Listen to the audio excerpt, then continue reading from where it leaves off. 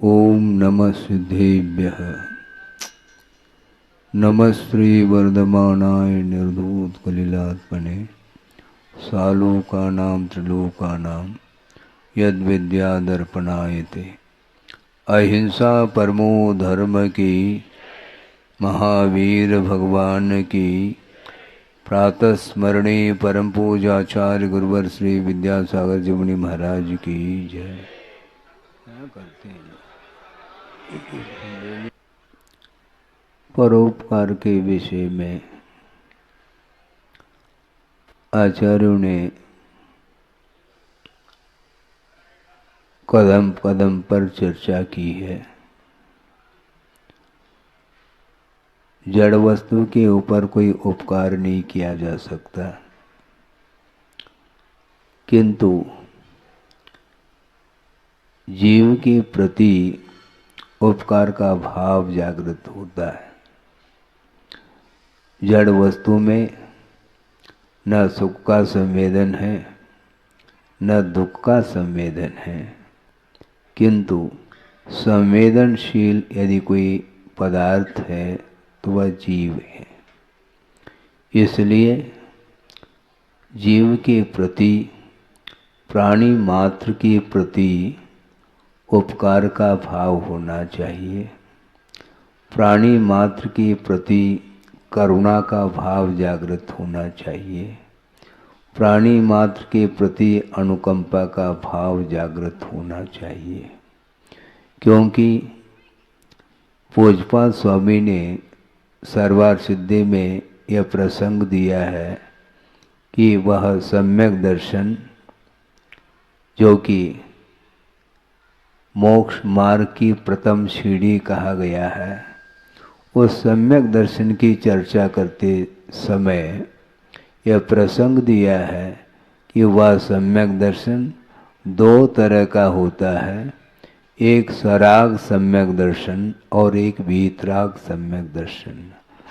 वीतराग सम्यक दर्शन के स्वामी तो श्रमण हुआ करते हैं, किंतु सराग सम्यक दर्शन जो होता है वह किमात्मक होता है। तो उन्होंने स्पष्ट किया है, प्रशम संवेग अनुकंपा आस्तिक्य आदि अभिव्यक्ति लक्षणम प्रथमम सराग सम्यक दर्शनम, ऐसा कहा। सम्यक दर्शन तो है, किंतु उसके साथ राग जुड़ा हुआ है। लेकिन यह ध्यान रखें, राग भी दो तरह का होता है। एक विषयानुराग होता है और एक धर्मानुराग होता है। धर्म के प्रति अनुराग होना चाहिए। राग हमेशा हमारे लिए एकांत रूप से बंध के लिए कारण नहीं होता, किंतु जो धर्मानुराग होता है वह परंपरा से निर्वाण के लिए कारण बताया है। इसलिए प्रशम, सम्वेग और अनुकंपा यही जिसके अंग हैं, ऐसा वह सराग सम्यक दर्शन माना जाता है। उसमें अनुकंपा शब्द को भी लिया है। अनुकंपा किसके प्रति की जाती है, किस व्यक्ति के प्रति करुणा का भाव जागृत होता है, यह भी स्पष्ट किया है। आप लोग दूर दूर से आए हैं। अभी यह परिचय दिया जा रहा था कि अहिंसा के पुजारी, अहिंसा के अग्रदूत, ऐसे शब्दों के प्रयोग आपने किए हैं। ठीक किया है आपने, क्योंकि अहिंसा के प्रति लगाव जो होता है वह विरल व्यक्तियों के जीवन में ही वह लगाव उत्पन्न होता है।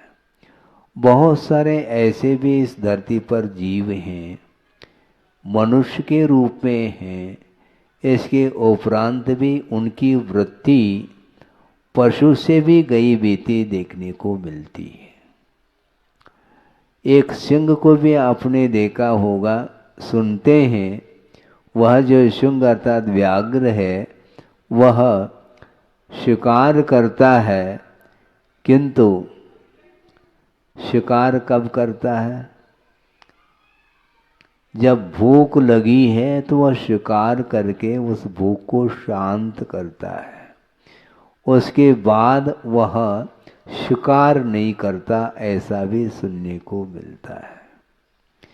आप सोचो समझो, प्रत्येक जीव के साथ पेट लगा हुआ है, सुन रहे हैं आप? प्रत्येक व्यक्ति के साथ पेट लगा हुआ है, किंतु पेटी नहीं लगाना चाहिए। पेट और पेटी में बड़ा अंतर है। 2-4-6 रोटी आपने खा ली, भूख शांत हो जाती है, किंतु पेटी को भरने के लिए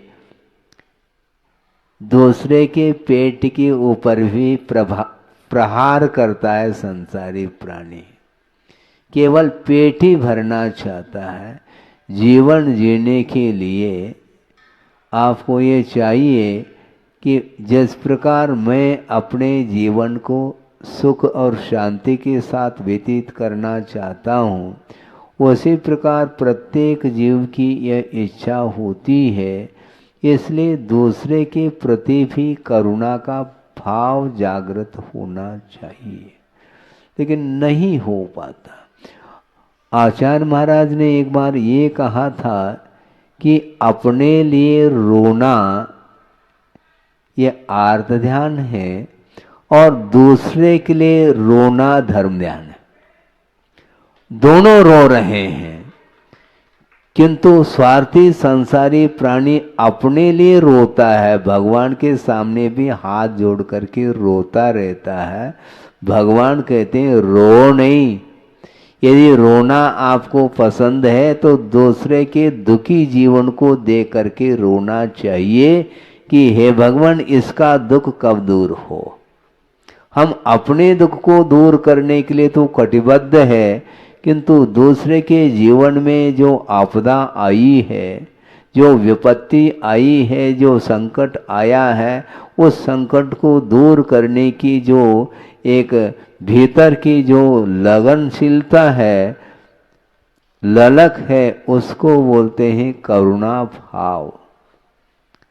करुणा देखने को नहीं मिलती है, क्योंकि स्वार्थपरायण जीवन जीने वाला व्यक्ति वह कभी भी दूसरे के प्रति वह दया का भाव नहीं रख पाता, मात्र अपना अपना अपना सोचता है।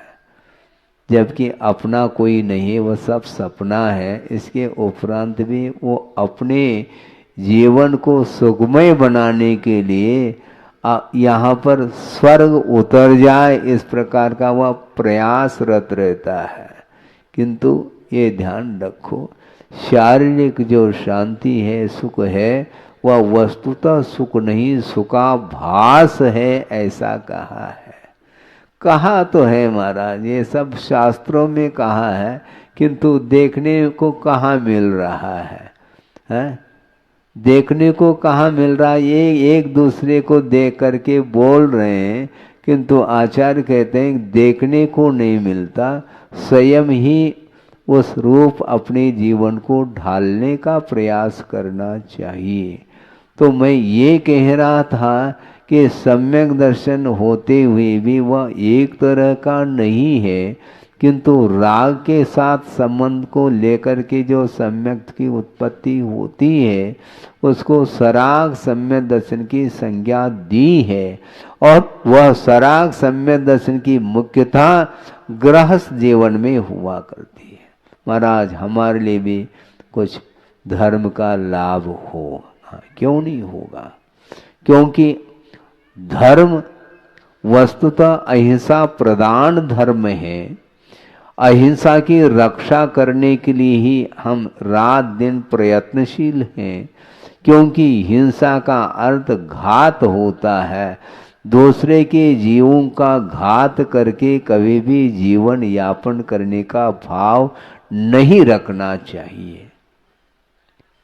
लेकिन होता क्या नहीं, मैंने पहले भी कहा था, गृहस्थ जीवन में अपने जीवन को व्यतीत करता हुआ वह चलता है, और ऐसा कोई भी कार्य नहीं होता जिसमें हिंसा नहीं होती हो।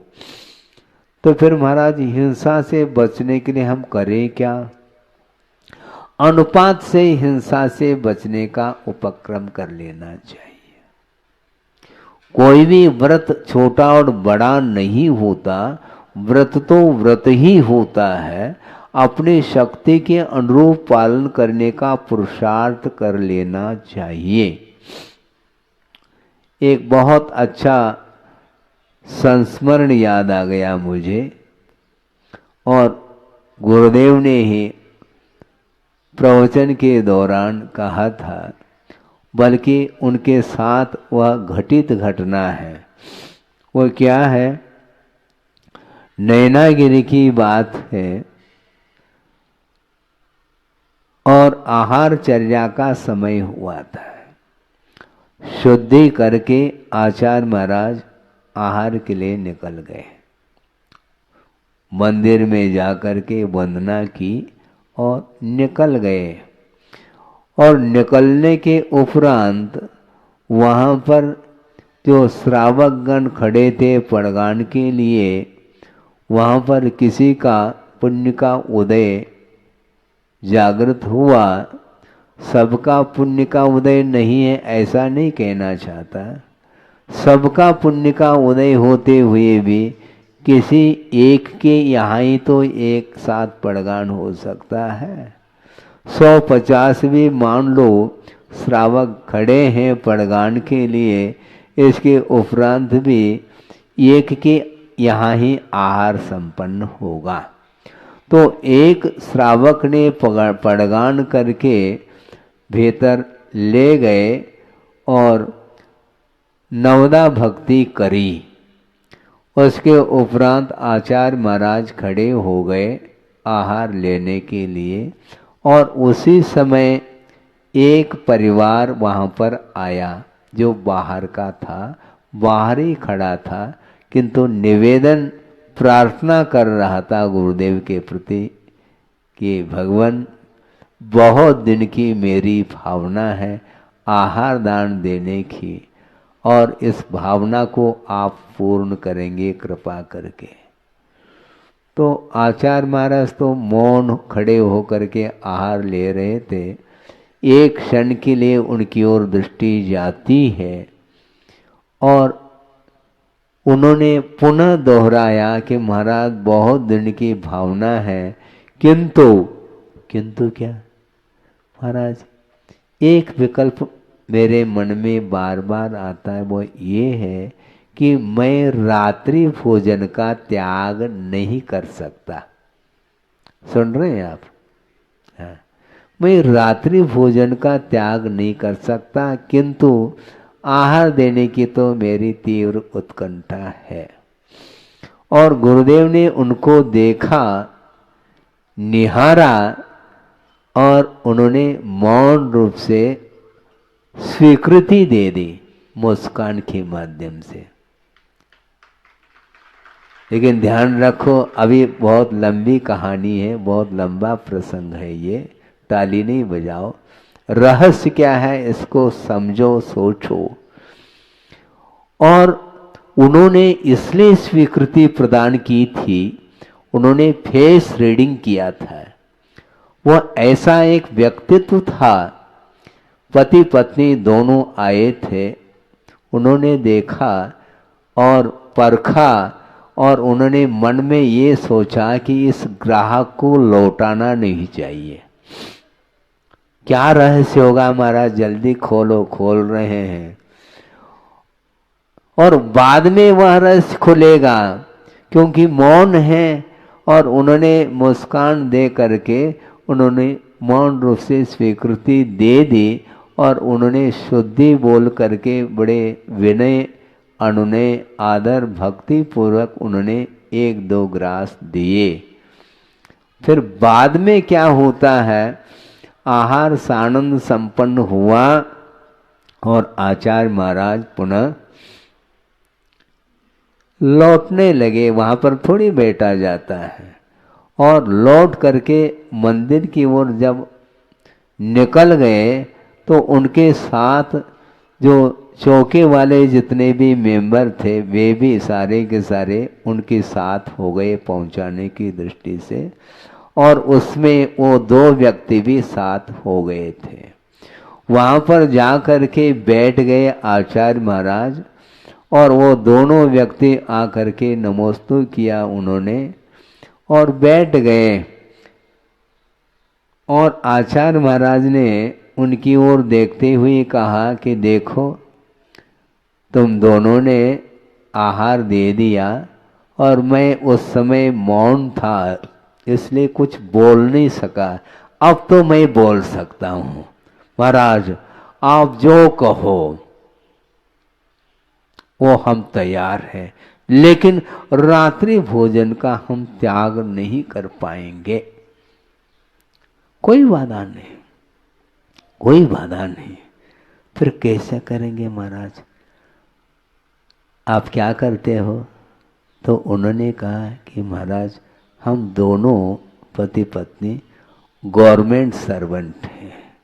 हाँ ठीक है, उसमें भी कौन सा विभाग है, क्या करते हैं? कुछ नहीं, मैं तो डिप्टी कलेक्टर हूँ और ये श्रीमती जज हैं। आ गई बात समझ में? ये व्यक्तित्व उन्होंने पहले से ही पहचान ली थी, क्या व्यक्तित्व है इनके अंदर। उन्होंने बहुत अच्छा, बैठ जाओ, लेकिन ये ध्यान रखो रात्रि भोजन त्याग नहीं कर सको, कोई बाधा नहीं, क्योंकि आपके सामने समस्या है। समय पर कोर्ट जाना पड़ता है, समय पर जो है वह ड्यूटी देने पड़ती हैं, इसलिए कोई बाधा नहीं। लेकिन मैं आपके लिए जो नियम देना चाहता हूँ उसको तो लेना पड़ेगा। महाराज, रात्रि भोजन त्याग को छोड़ करके आप जो दे दो उसके लिए हम मंजूरी देते हैं।